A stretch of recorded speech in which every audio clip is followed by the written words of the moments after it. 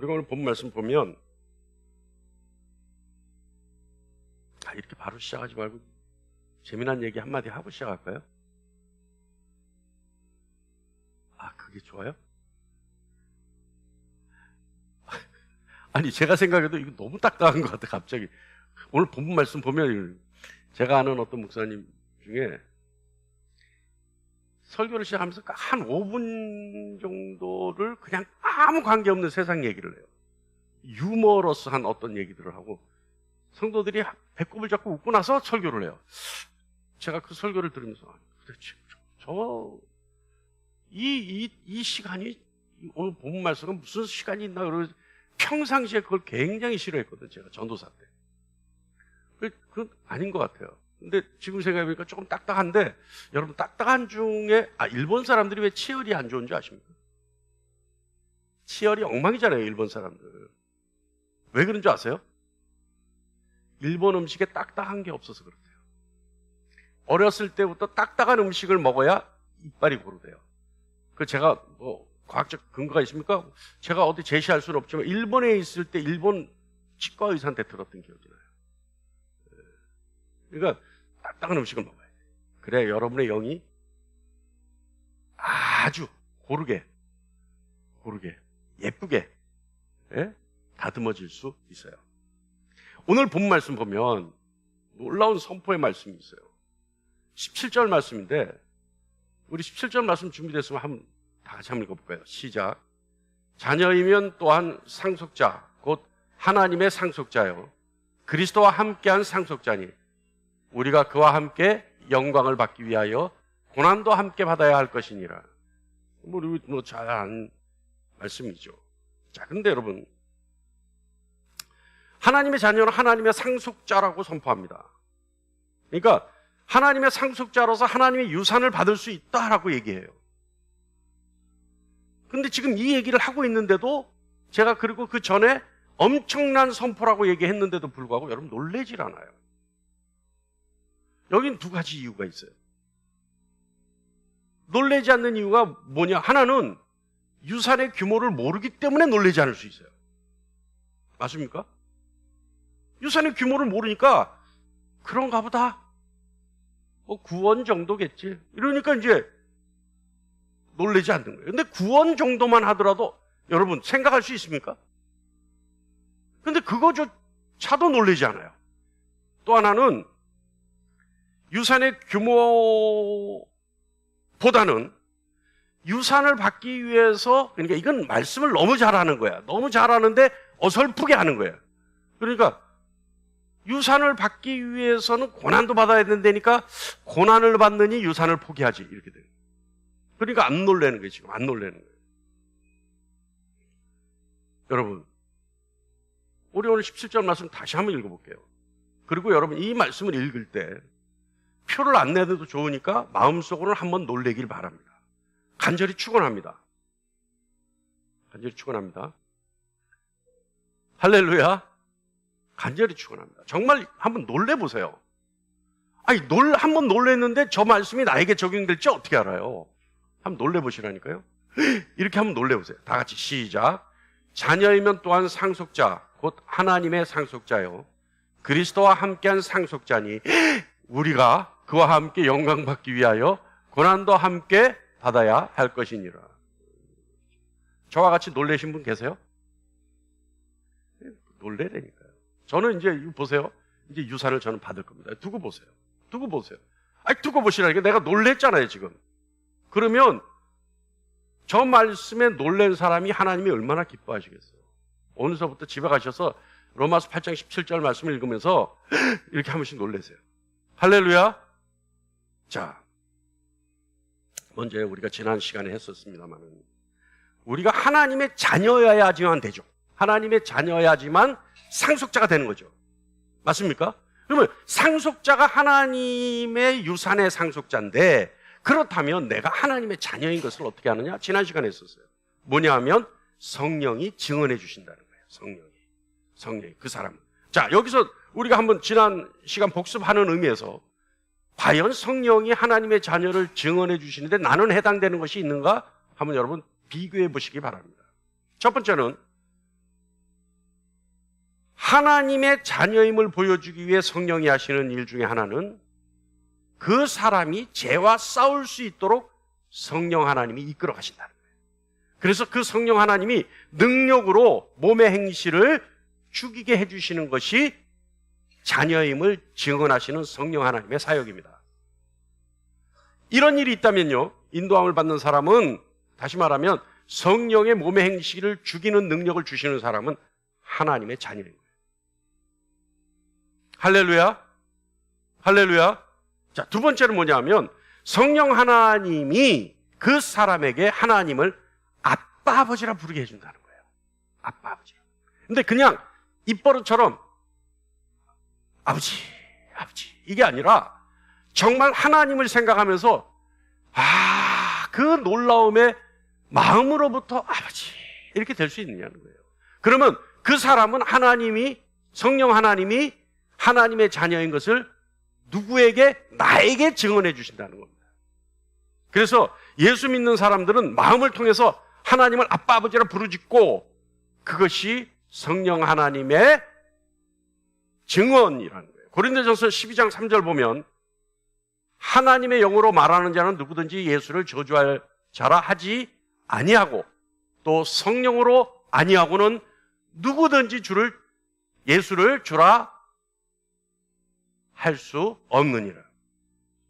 자, 이 말씀은 뭐냐면 우리가 예수님을 주님이라고 부르짖잖아요. 그러면 성령께서 우리 마음에서 증언하시는 말과 같다는 얘기예요. 내가 주님을 주님이라 그런다면. 자, 그것뿐만 아니라 하나님을 아빠 아버지라 부르짖는 것도 마찬가지라는 거죠. 여러분, 성령 하나님은요, 우리 마음 속에 내주하시면서 우리 마음을 변화시킵니다. 인정하십니까? 경험이 없다, 나는. 성령이 나를 변화시켜본 경험이 없다. 그럼 어떻게 해야 돼요? 오늘 예배 끝나고 보따리 싸서 어딜 가야 돼요? 기도원. 그래서 어떻게 해야 돼요? 어떻게 해야 돼요? 보따리 싸서 최하 3일 금식기도 해야죠. 뭘 해야 돼요? 그러면서 금식기도 하면서 3일 내내 회개해야죠. 자, 성령이 우리 마음에 내주하시면 우리를 변화시키는데 그 변화 중에 하나가 뭐냐면 우리가 하나님 앞에 절대 복종하는 겸손한 자세를 갖게 하세요. 그래서 그 겸손한 자세는 하나님의 아들 예수를 내 주님이라고 부르게 합니다.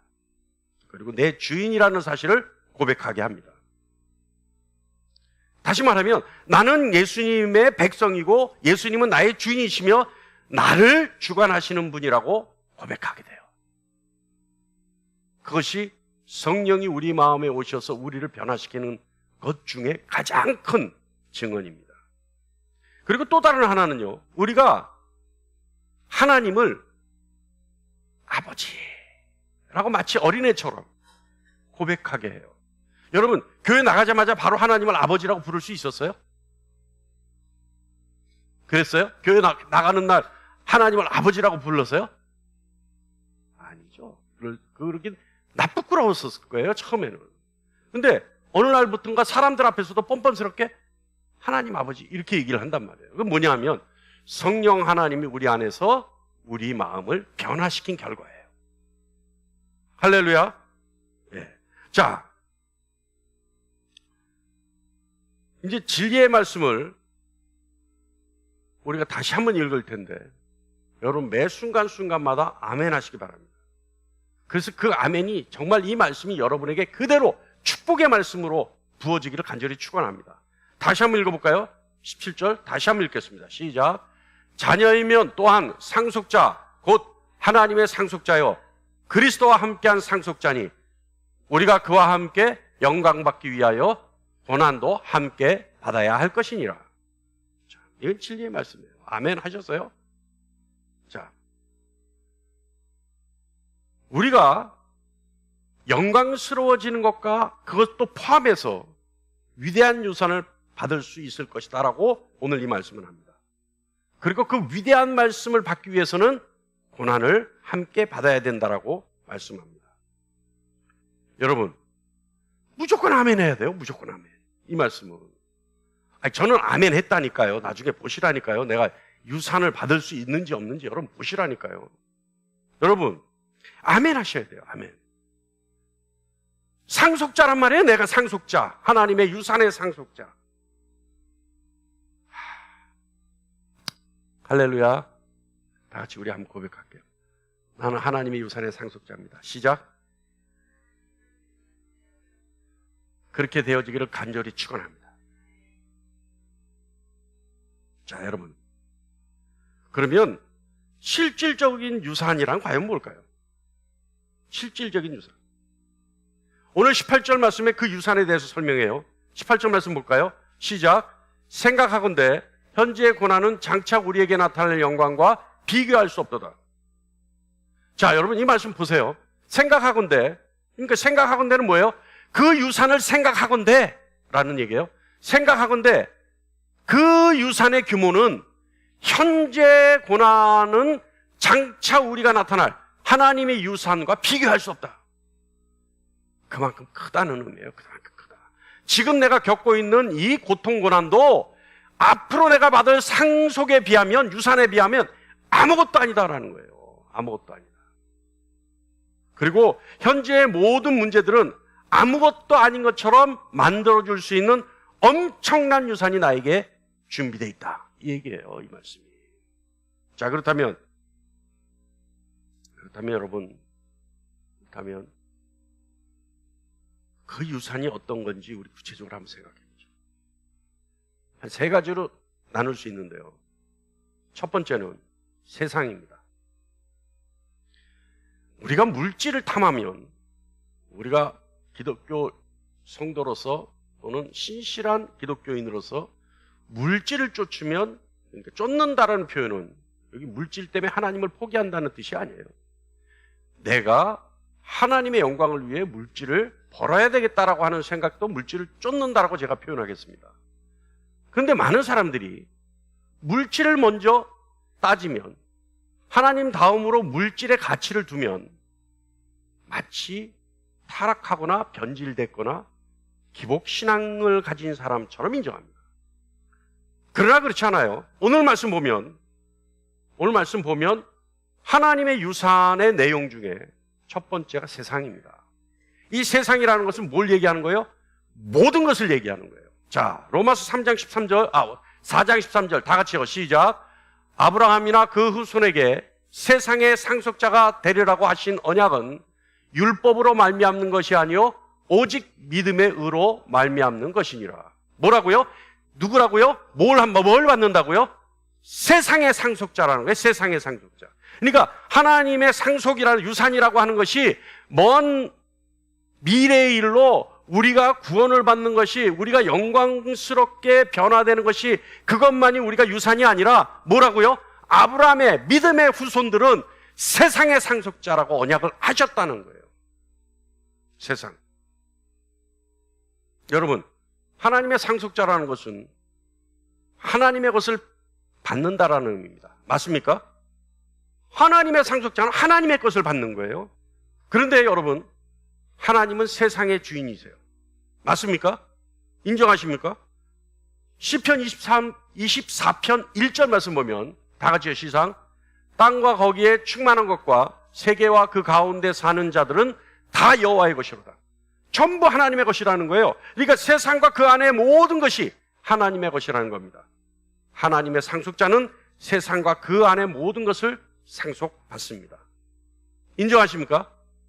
할렐루야. 다 받는 거예요. 다.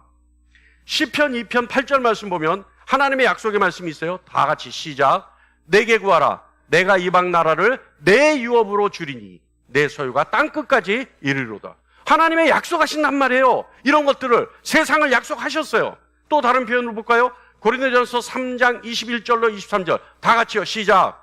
만물이 다 너희 것임이라. 바울이나 아볼로나 게바나 세계나 생명이나 사망이나 지금의 것이나 장래의 것이나 다 너희 것이요 너희는 그리스도의 것이요 그리스도는 하나님의 것이니라. 할렐루야. 다 너희 거라는 거예요. 다 너희 거. 여러분, 상속자의 유산은 바로 세상입니다. 온 땅과 그 안에 있는 모든 것입니다. 근데 이 약속에요, 오묘한 것이 있어요. 우리가 조금 전에 읽었던 고린도전서 말씀 보면 다 너희 것이죠. 다 너희 것이죠. 근데 다 너희 것이라고 하는 그 내용 중에 뭐가 있어요? 생명도 있고 사망도 있어요. 그러니까 세상 모든 것을 주는데, 이 말씀 잘 들어야 돼요. 세상 모든 것을 너희에게 주는데, 너희가 마음껏 누릴 수 있도록 내가 허락해 줬는데, 유산으로 주는데, 믿는 자에게, 하나님의 자녀들에게 생명도 있고 사망도 있어요. 그렇다면 이 말씀의 뜻은 무엇이냐? 자, 여러분 잘 들어보세요.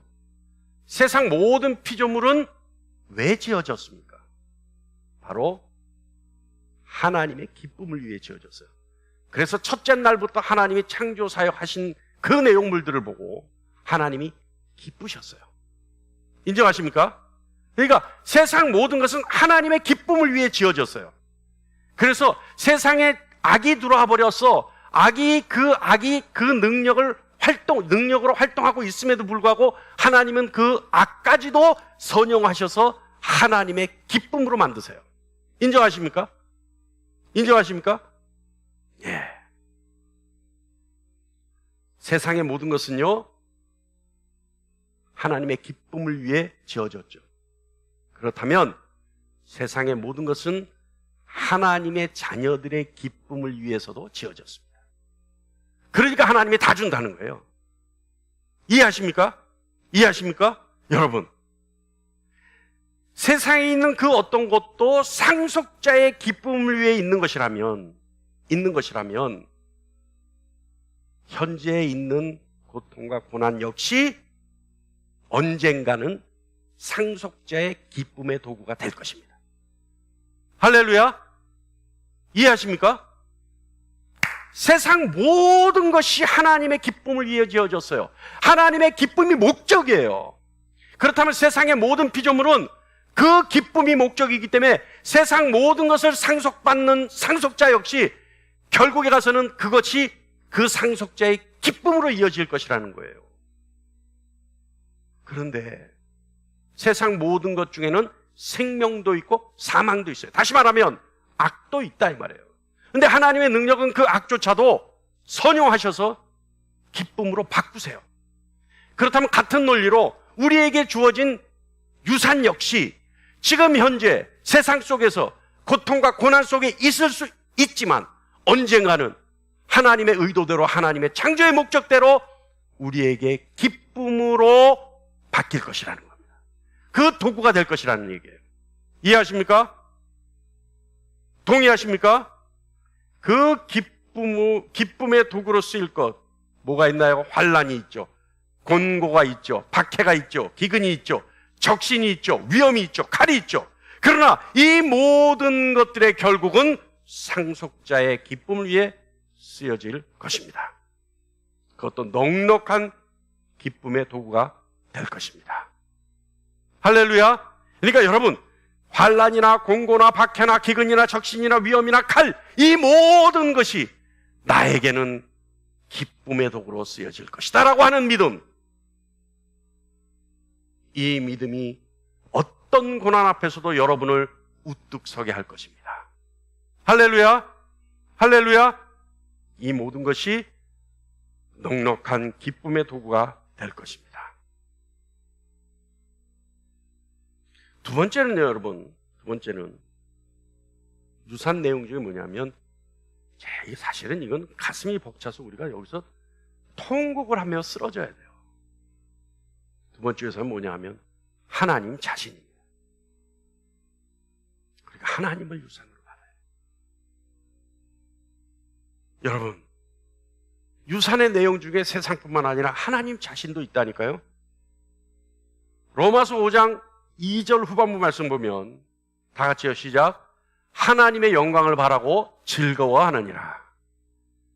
여러분, 우리가 소망을 가지고 즐거워할 수 있는 것은 언젠가 하나님을 대면하고 그분의 영광을 맛볼 것이라고 하는 그 소망 때문에 즐거워하는 거죠. 맞습니까? 맞습니까? 그런데 여러분, 하나님의 영광을 다른 말로 하면요, 뭐예요? 하나님 자신이에요. 그래서 하나님은 영광 그 자체시란 말이에요. 그래서 우리가 하나님의 영광을 바라고 즐거워하느니라 그러면 우리가 하나님의 영광을, 하나님 자신을 우리가 가질 것을 보고 즐거워한다는 뜻입니다. 그래서 시편 73편 25절로 26절 말씀 보면 시작. 하늘에서는 주 외에 누가 내게 있으리요? 땅에서는 주밖에 내가 사모할 이 없나이다. 내 육신과 마음은 쇠약하나 하나님은 내 마음의 반석이시오 영원한 분기시라. 여러분,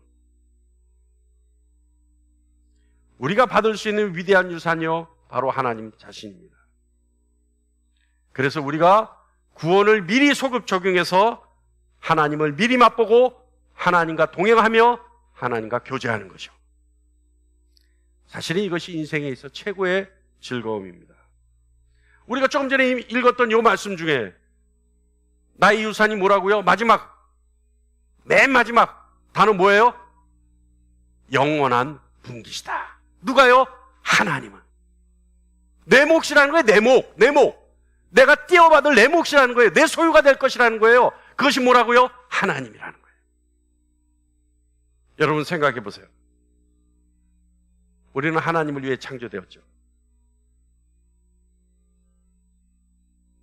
우리를 만드신 하나님은 우리가 더욱 하나님을 드러내기를 원하십니다. 그것이 우리를 만드신 하나님의 목적입니다. 그래서 우리가 더 하나님을 찬양하기 위해 우리는 지음을 받았죠. 그렇기 때문에 하나님은 하나님의 창조의 목적에 맞게 우리를 가만두지 않으십니다. 하나님 자신이 유산이 되어주셔서 우리가 하나님을 더욱더 드러내고 하나님을 더욱더 찬양할 수 있도록 우리의 모든 형편을 만들어 주실 것입니다. 할렐루야. 이런 얘기를 하면요 꼭 그래요. 현실적으로 막 다가오지 않은 분들이 있어요. 지금 많이 힘드니까 목사님 그 말도 좋은데, 근데 그렇지 않아요. 무엇에 달려 있어요? 이 모든 것이 무엇에 달려 있어요? 저와 여러분의 심령 가운데 있는 믿음에 달려 있어요. 믿음에 달려 있어요. 그래서 그 믿음이 있는 사람들은 어때요? 현재의 고난, 고통 이런 것 아무런 개의치 않아요. 그래서 어떻게 해요? 순교하는 거예요. 그냥. 왜? 장차 맛볼 그 영광의 하나님을 기대하기 때문에 순교할 수 있는 겁니다. 여러분, 지금 고난 중에 있습니까? 그러면 하나님의 영광을 맛볼 소망 가운데 있기를 간절히 축원합니다. 그래서 어떤 고통과 고난도 여러분을 그 고통과 고난이 비껴가기를 간절히 축원합니다. 마지막으로요, 유산은 뭐냐면 사실은 구원을 받고 영광스러워지는 우리의 몸입니다. 우리의 몸. 로마서 8장 22절로 23절 다 같이 읽어볼까요? 시작. 피조물이 다 이제까지 함께 탄식하며 함께 고통을 겪고 있는 것을 우리가 아느니라. 그뿐 아니라 또한 우리 곧 성령의 처음 익은 열매를 받은 우리까지도 속으로 탄식하여 양자될 것 곧 우리 몸의 속량을 기다리느니라. 뭘 기다려요? 우리 몸의 속량을 기다리는 거예요. 우리 몸의 속량. 우리 몸이 영화로워지는 것을 기다리고 있다는 거예요. 그래서 하나님의 자녀로서 우리가 받을 상속은 우리 몸의 속량. 우리 몸이 영광스럽게 되는 것. 이것이 종국에 있는 우리가 받을 상속입니다. 몇 살이요? 몸으로 부활하죠? 몇 살이요? 다음 주에는 30대 초반 사진 다 좀 갖고 오세요. 그래서 우리 예배당 나가는 로비에 전부 하나씩 쫙 붙여놓을게요. 왜 붙여놔요? 내가 옛날에 이랬어, 예뻤어, 이거 보여주려고요? 아니죠? 뭐 때문에? 그때 가서 우리 부활했을 때 서로 얼굴 못 알아보면 어떡해. 특히 성형하신 분들은 꼭 붙여놔야 돼. 우리가 기억하기를 성형한 얼굴로 기억하는데 부활은 어떤 모습으로? 성형전의 모습으로. 그러니까 우리가 서로 알아보려면 꼭 갖다 얼굴을 기억해야 돼요. 할렐루야. 네. 여러분, 하나님의 자녀로서 우리가 받을 유산은요, 세상과 그 안에 있는 모든 것입니다. 여러분이 유산으로 받기를 간절히 축원합니다.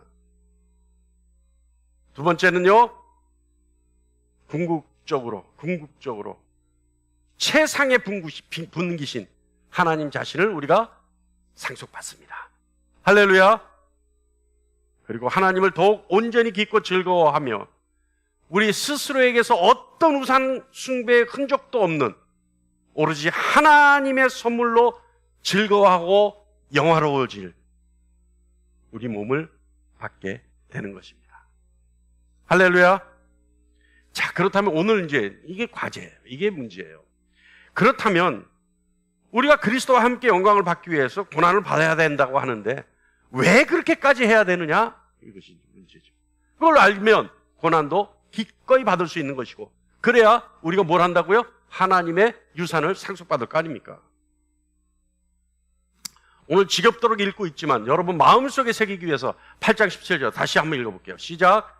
자녀이면 또한 상속자 곧 하나님의 상속자요 그리스도와 함께한 상속자니 우리가 그와 함께 영광을 받기 위하여 고난도 함께 받아야 할 것이니라. 여기서 영광은 누구라 그랬어요? 하나님 자신이라 그랬죠. 그러니까 우리가 그 모든 유산을 받기 위해서 반드시 해야 될 게 뭐예요? 고난이라는 거예요. 이 조건은 충족되어져야지만 유산 받을 수 있습니다. 자, 누가복음 9장 23절 볼까요? 시작. 누구든지 나를 따라오려거든 자기를 부인하고 날마다 제 십자가를 지고 나를 따를 것이니라. 이것도 뭐예요? 고난이에요. 자, 디모데후서 3장 12절 말씀 다 같이 시작.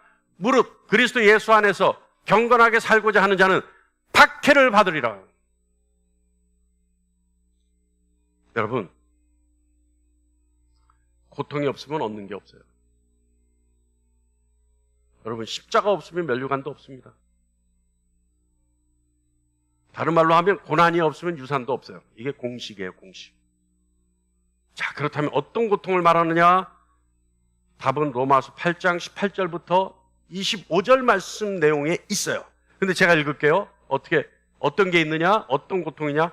박해와 재난과 질병과 죽음 같은 것들이에요. 이것이 고통이에요. 우리가 천국으로 가는 길 도중에 만날 수밖에 없는, 인생을 살면서 만날 수밖에 없는 모든 악이 고통과 고난입니다. 여러분, 너무나 많죠? 내 주변에 그렇다면 고통과 고난 당한 사람들 너무나 많죠. 그죠? 그러나 여러분, 상속인이 유산을 받기 위해서는, 유산을 상속받기 위해서는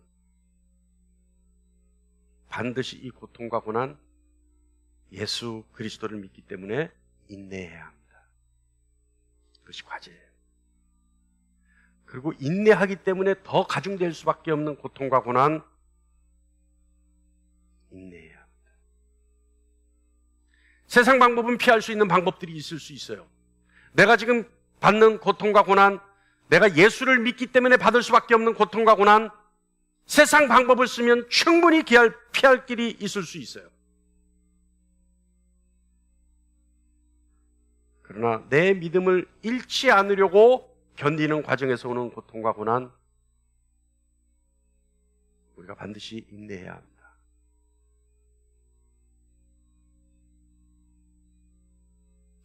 제가 이런 얘기를 참 안 하려고 하는데, 여러분 설교 시간이지만 고통과 고난이라고 얘기 나오니까 짧은 얘기를 한마디 할게요. 우리 교회에 있던 어떤 부부였어요. 제가 지난 이틀 전에 제가 우리 교회에 있던 부부에게 그분을 소개해 줬어요. 엊그저께 만났던 분. 그분을 제가 먼저 알았기 때문에 제가 소개해 드렸어요. 근데 이분이 그때는 안수 집사였는데 이제는 장로님이 되셨더라고요. 그래서 그분과 만나서 커피를 한 잔 마시는데 그분이 그래요.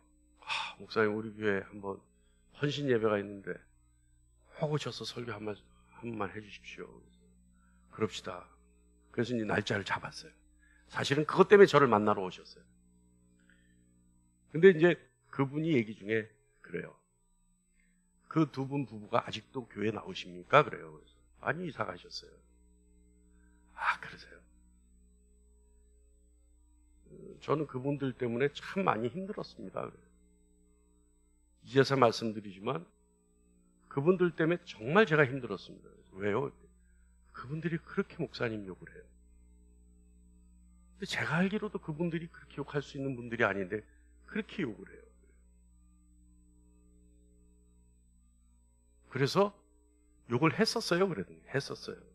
근데 저는 제가 이미 알기로도 그분들과 목사님 관계에서 그럴 분들이 아닌데, 그런 은혜만 입은 사람들인데 왜 욕을 하는지 의아했어요.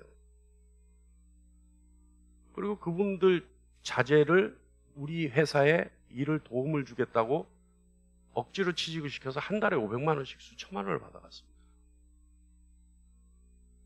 저는 그분들이 왜 그렇게 목사님은 욕을 했는지 모르겠어요. 근데 저는 이제 알아요. 그때 그분들 때문에 일어났던 사건들. 우리 교회는 그때 저는 우리 교회 안에서 엄청난 고난과 고통을 받았거든요.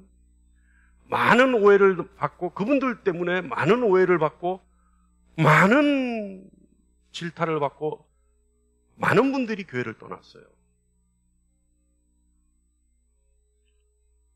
근데 그때 할 수 있는 것은 없었어요. 여기 뭐 그때 다 계셨던 분들 계시지만 제가 할 수 있는 것은 금식 기도밖에 없었어요. 그래서 제가 예배당에서 3일 동안 금식했었죠. 근데 여러분, 그때 왜 제가 금식하면서 할 수 있는 말이 많았음에도 불구하고 입을 닫았느냐? 내 믿음을 잃지 않기 위해서. 하나님이 반드시 하실 것이라고 하는 내 믿음을 잃지 않기 위해서 금식기도 했었어요. 그 결과 저는 누구 앞에서도 그때 그 일들을 얘기할 때 당당할 수 있습니다.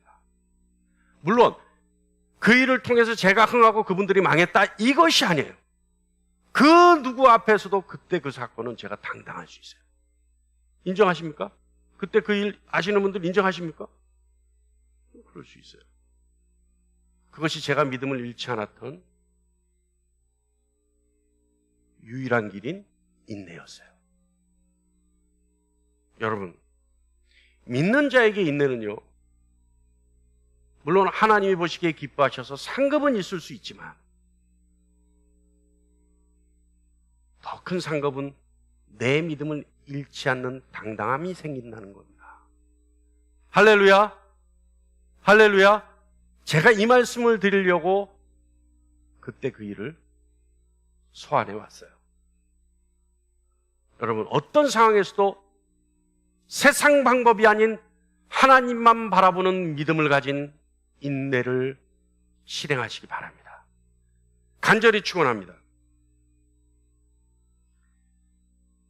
하나님의 유산을 받기 위해서는요, 그 상속자가 되기 위해서는 예수 그리스도를 믿기 때문에 인내해야 합니다.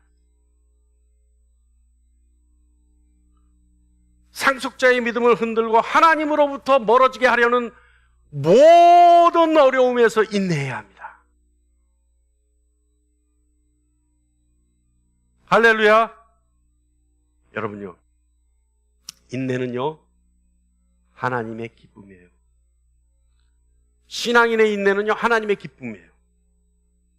왜냐하면 고난이라는 것 자체가 믿음을 가진 자에게 인내라는 열매를 맺게 하는 거예요. 고난이라는 것 자체가. 그런데 인내는, 믿음의 인내는, 믿는 자의 인내는, 상속자의 인내는 열매입니다. 열매입니다. 근데 그 열매를 맺게 하기 위해서는 뭐가 있어야 돼요? 여러분, 나무가 열매를 맺게 하기 위해서는 뭐가 있어야 돼요? 토양이 있어야 되고, 물이 있어야 되고, 건강한 줄기가 있어야죠. 바로 그것이 고난, 고통입니다.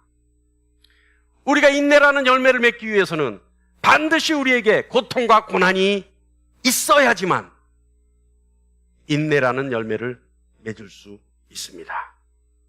할렐루야! 로마서 5장 3절 말씀 볼까요? 시작. 다만 이뿐 아니라 우리가 환난 중에도 즐거워하나니 이는 환난은 인내를 이루는 줄 알미로라. 할렐루야. 인내라는 열매를 우리가 즐거워할 수 있기 때문에 지금 환난 그 가운데서도 나는 넉넉하게 즐거워한다는 말씀이죠. 여러분, 왜 우리가 하나님의 유산을 상속받을 수 있는데 그 상속자로서의 자격을 갖추기 위해 고난을 받아야 된다고요? 바로 인내를 이루기 때문입니다. 할렐루야. 여러분, 믿음이 뭐예요? 내가 믿음을 가졌다라는 게 어떤 뜻입니까? 내 자신을 믿었던 그 나 스스로를 의지로 했던 그 세상적 믿음에서, 그래서 사물과 사람을 신뢰하는 그 마음을 버리고 오히려 하나님을 더욱 의존하기 시작했다는 것이 믿음의 시작 아니에요? 그런데 그 믿음을 더욱더 순결하게 만드는 것이 고통과 고난입니다. 나에게 나를 의지했던, 나를 의존했던, 나를 신뢰했던, 나를 믿었던 불순물이 있다면 그 불순물을 하나님을 남기고 다 버릴 수 있는 완전한 순결의 상태로 만들어줄 수 있는 것이 바로 고통과 고난입니다. 할렐루야. 고통과 고난을 만나는데도 끝까지 믿음을 잃지 않는 하나님의 자녀는 바로 하나님의 유산을 상속받을 수 있는, 하나님이 기뻐하시는 상속자가 될 수 있습니다. 그렇다면 여러분, 세상을 만나면서 나타나는 고통과 고난, 이것은 오히려 역설적이지만 은혜일 수 있는 겁니다. 어떤 고통과 고난이 오더라도 더욱 하나님만 의지하는 저와 여러분 되길 간절히 축원합니다. 사도행전 14장 22절 다 같이요, 시작. 우리가 하나님의 나라에 들어가려면 많은 환난을 겪어야 할 것이라. 할렐루야. 여러분, 다른 길 없습니다. 고통, 고난 거리끼거나 피하지 마십시오. 우리 앞에 있는 유산을 지키려는 굳건한 의지로 모든 고통과 고난 정면으로 돌파해야 합니다. 왜냐하면 생각하건대 현재의 고난은 장차 우리에게 나타날 영광과 비교할 수 없도다 라는 약속이 우리에게 확고하게 지켜질 수 있기 때문입니다. 사랑하는 성도 여러분, 고통과 고난은 은혜입니다. 고통과 고난 속에 인내라는 열매로 굳건한 상속자의 자리를 확고히 다지는 저와 여러분 되기를 간절히 축원합니다. 기도하겠습니다.